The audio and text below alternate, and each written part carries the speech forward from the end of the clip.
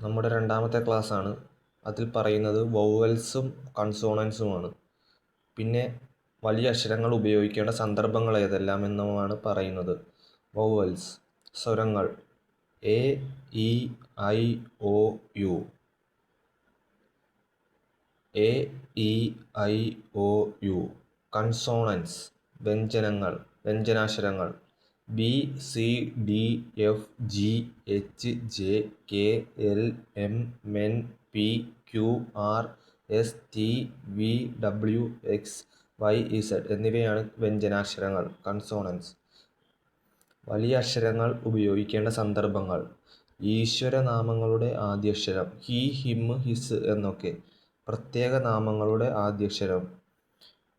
മൂന്നാമത്തത് ഓരോ വാചകത്തിൻ്റെയും ആദ്യാക്ഷരം. നാലാമത്തത് പദ്യങ്ങളിൽ ഓരോ വരിയുടെയും ആദ്യാക്ഷരം. ഐ, ഒ ഇവ തനിച്ചു വരുമ്പോൾ അവിടെയും. ആളുകളുടെയോ സ്ഥലങ്ങളുടെയോ പ്രത്യേകമായ പേരുകൾ തുടങ്ങുന്നത് വലിയ അക്ഷരം കൊണ്ടായിരിക്കണം.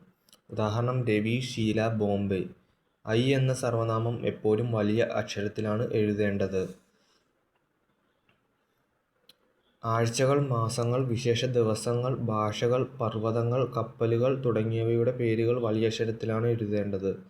ഡയറക്റ്റ് സ്പീച്ച് ഇൻവെർട്ടഡ് കോമയ്ക്കുള്ളിൽ ആദ്യം വരുന്ന വാക്ക് വലിയ അക്ഷരം കൊണ്ട് തുടങ്ങണം. പുസ്തകങ്ങളുടെ പേര്, പാഠങ്ങളുടെ പേര് തുടങ്ങിയവ വലിയ അക്ഷരം കൊണ്ട് തുടങ്ങണം. The discovery of India, the story of my experiments with truth എന്നിങ്ങനെ. ഇനി തുടർന്ന് വീഡിയോകൾ ഉണ്ടാകുന്നതാണ്.